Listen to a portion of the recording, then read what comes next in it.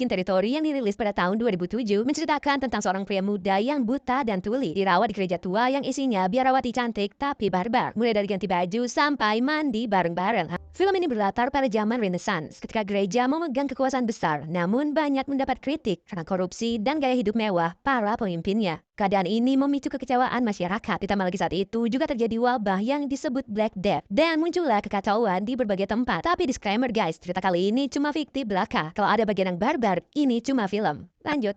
Di awal film, kita diperkenalkan dengan seorang pemuda bernama Lorenzo yang hobi banget berjudi. Karena keberuntungannya yang unlimited, ia selalu menang dalam permainannya. Namun sialnya, saat itu ia mengalahkan Gerbino, seorang tetua dari perkumpulan penjahat di kota itu. Di samping itu, Lorenzo juga sempat ngegebet gadis kaya bernama Pampi, yang juga ditaksir oleh Gerbino. Alhasil, ia pun diburu oleh komplotan Gerbino. Lorenzo yang gesit ini pun berhasil kabur dari kejaran itu.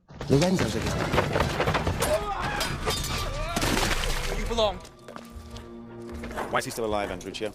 Keesokan harinya, Lorenzo diberitahu oleh teman-temannya kalau dia sekarang adalah buronan Gerbino dan menyuruhnya untuk melarikan diri dari kota itu dengan kuda. Dan terlihat Gerbino mencoba memaksa Pampi untuk menikah dengannya dengan alasan bahwa almarhum ayahnya Pampi memiliki utang yang besar. Ia pun mengklaim bahwa Pampi sekarang menjadi miliknya. Marry me. Nah, pelarian Lorenzo, ia bertemu dengan seorang pria. Ia menanyakan tempat yang aman untuk bersembunyi. Pria itu sambil membawa mantan tukang kebun milik gereja ayah Pampi yang terinfeksi wabah, menyarankan Lorenzo untuk berpura-pura menjadi tukang kebun dengan berlagak tuli dan bisu. Karena nggak ada pilihan lain, Lorenzo mengikuti saran tersebut. Bye! Untuk menghindari kejaran, Lorenzo memanjat pohon dan bersembunyi. Ia berhasil mengelabuhi pengejarannya. Namun sialnya, Lorenzo dikerumuni oleh para biarawati cantik. Mereka mengira jika Lorenzo adalah anugerah yang turun dari surga. Karena di zaman itu, orang-orang lebih mempercayai hal magis di setiap kejadian. Lorenzo yang tak sadarkan diri pun dibawa oleh Sister Caterina dan Gabriela. Mereka menganggap Lorenzo adalah malaikat dari Tuhan, mulai mengagumi ketampanannya. Karena khawatir terluka, mereka pun sepakat untuk memeriksa dengan cara membuka baju Lorenzo. Tiba-tiba, hal tak terduga dilakukan Suster Caterina. Enggak cuma itu. Setelah itu, Catherine pun berkata, dan Sister Gabriela ngelakuin hal yang sama. Waduh, mereka berdua kenapa cuy? Barbar banget. Karena tak merespon, Sister Gabriela memutuskan untuk memberikan nafas buatan. Sudah pasti melalui bibir Lorenzo. Namun tiba-tiba datanglah ketua dari biarawati yang bernama Lisabetta. Suster Lisabetta sangat terpesona dengan ketampanan Lorenzo. Ia pun bertanya apakah dia buta dan tuli. Lorenzo hanya terdiam, yang menandakan itu benar adanya. Kemudian kedua suster itu diperintahkan untuk membersihkan Lorenzo. Ketika Lorenzo sedang membersihkan diri, kedua suster itu tampaknya sedang mengawasinya. Dan tiba-tiba hal membagongkan pun terjadi cuy.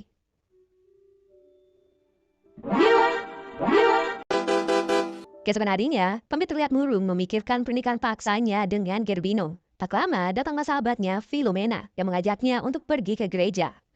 Usai berdoa, Pampi juga bertemu dengan teman lainnya yang bernama Elisa. Mereka pun berbincang tentang kondisi dunia saat ini yang dilanda wabah Black Death. Pampi mengajak teman-temannya untuk pindah ke gereja milik almarhum ayahnya. Ia juga menceritakan tentang pernikahannya dengan Gerbino akibat utang besar ayahnya kepada pria tersebut. Elisa mendengar itu sangat terkejut. Ia pun bertanya tentang hubungan Pampi dengan Lorenzo. Elisa pun menyindir kalau saja dia all out memberikan kesuciannya kepada pria itu, pasti Lorenzo tak akan meninggalkannya. Namun berbeda dengan Filomena yang taat agama, dan lebih baik ia pun menjaga kesuciannya sebelum menikah. Tak lama datanglah Gerbino and the Gang. Ia memperingatkan agar semua orang berhati-hati terhadap wabah saat ini, khususnya menekankan kepada Pampi bahwa ia akan segera menghabisi Lorenzo. Merasa terdesak, Pampi pun memutuskan untuk menjadi biarawati di gereja milik keluarganya. Langkah ini ia ambil untuk melindungi dirinya dari paksaan Gerbino. Sahabat-sahabatnya seperti Filomena, Elisa, dan beberapa orang lainnya berencana untuk menyusul Pampi ke gerejanya tersebut. Namun karena pada zaman itu nggak ada Google Maps, mereka pun harus menggunakan insting untuk mencari lokasi gereja tersebut. Sementara itu, terlihat Pampi yang sedang mengenakan seragam biaranya. Pampi tak sengaja melihat Lorenzo bekerja di tempat itu juga. Ia terkejut, dicampur aduk dengan rasa senang. Para biarawati pun memberitahu jika Lorenzo adalah tukang kebun yang dianggap anugerah dari Tuhan karena tuli dan bisu. Keesokan harinya, saat Lorenzo sedang bekerja, salah satu biarawati yang emang udah terbiasa ngelakuin kegiatan penonton harapkan dengan Lorenzo, memanggilnya untuk mencari semak. Waduh. Sialnya hal ini juga disaksikan oleh Pumpy. Dan seketika membuatnya menjadi kecewa kepada Lorenzo. Waduh, terciduk cuy. Lain terlihat Gerbino dan sekutunya yang sedang berlatih pedang di rumah megah milik ayah Pumpy. Tiba-tiba datanglah seorang pria bernama Kon tanpa tol. Kon. Yang dilanjutin cuy. Kon yang ingin melamar Pumpy dan mengira Gerbino adalah ayah dari Pumpy. Mendengar itu, Gerbino pun hendak menghabisi pria itu.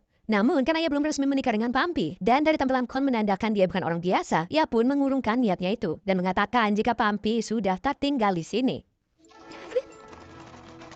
Sebelum pergi, Kon pun mendapat informasi dari salah satu pelayan Pumpy tentang keberadaan majikannya itu. Setelah itu, Kon dan pasukannya bergegas ke lokasi Pumpy, meneliti ke Lorenzo yang berada di kamarnya usai dia bekerja. Tak lama datanglah dua biara membawakannya makanan dan minuman. Lorenzo kembali memerankan dirinya menjadi bisu dan tuli.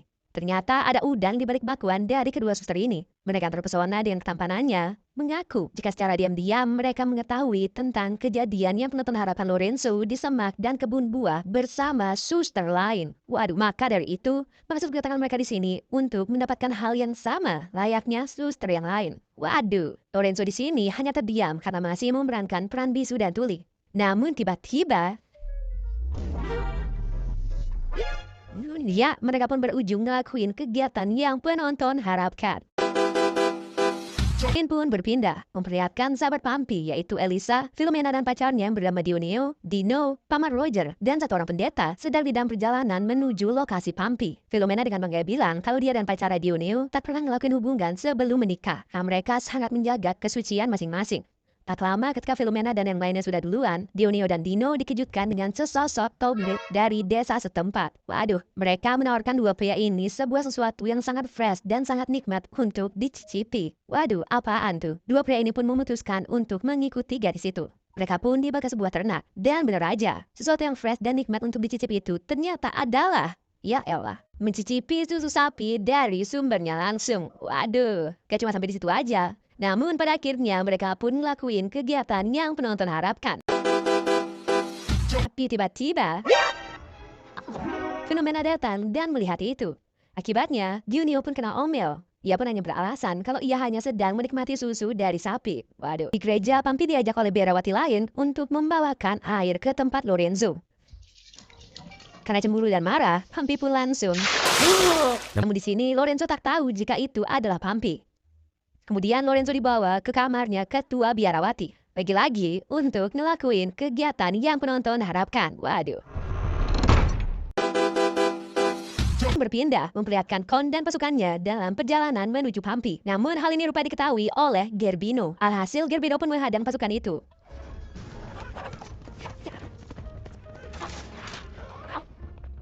Rupanya Kon di sini lebih unggul.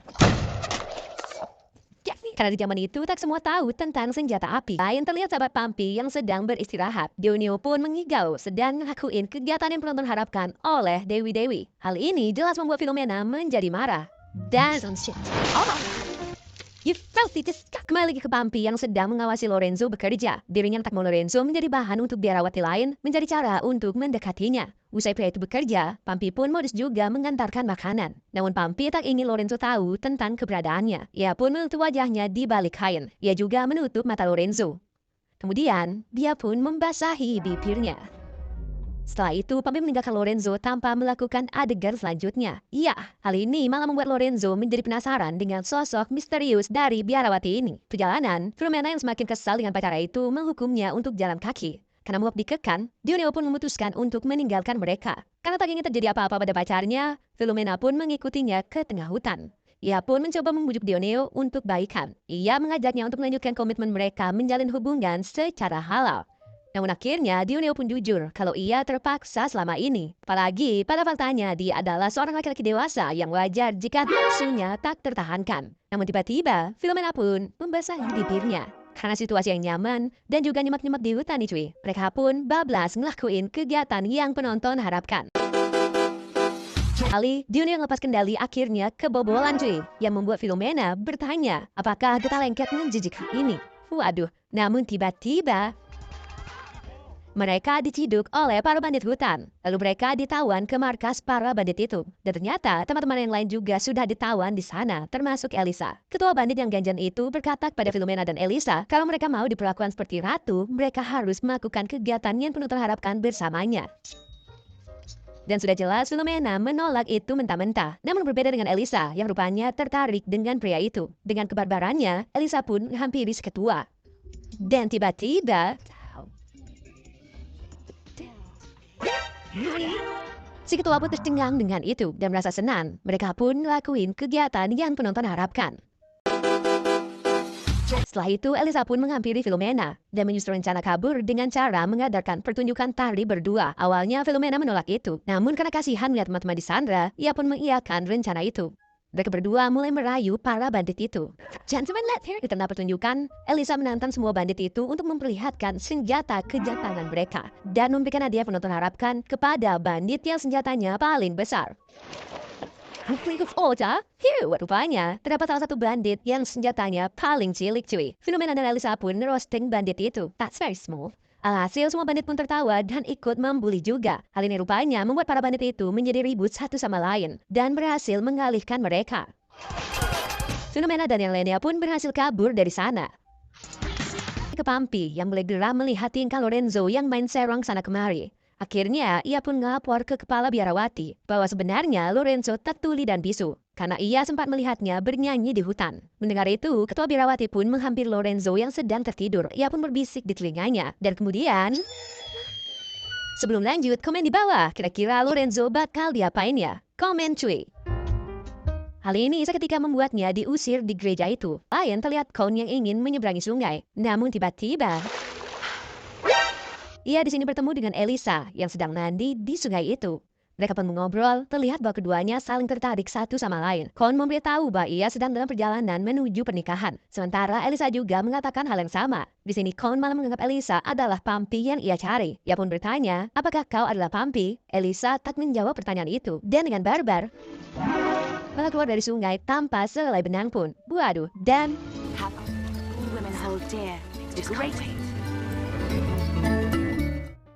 Di sisi lain, terlihat Lorenzo yang bingung mau kemana. Tiba-tiba, ia dikagetkan oleh Pampi yang akan pulang. Pampi dalam suasana hati yang kecewa memberitahukannya bahwa ia akan segera menikah dengan Gerbino. Lorenzo terkejut mendengar kabar itu dan memohon agar Pampi memikirkan ulang keputusannya tersebut.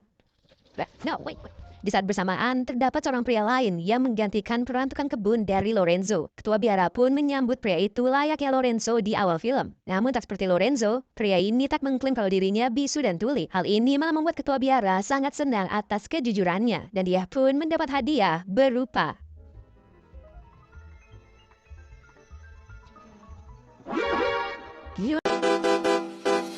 ke Lorenzo dan Pampi. Mereka akhirnya tiba di mansion milik ayah Pampi. Lorenzo merasa minder berada di tempat tersebut, terutama saat mengetahui rencana Pampi yang menikah dengan Gerbino. Ia pun hendak pulang, namun Pampi menyuruhnya untuk menginap 1 malam.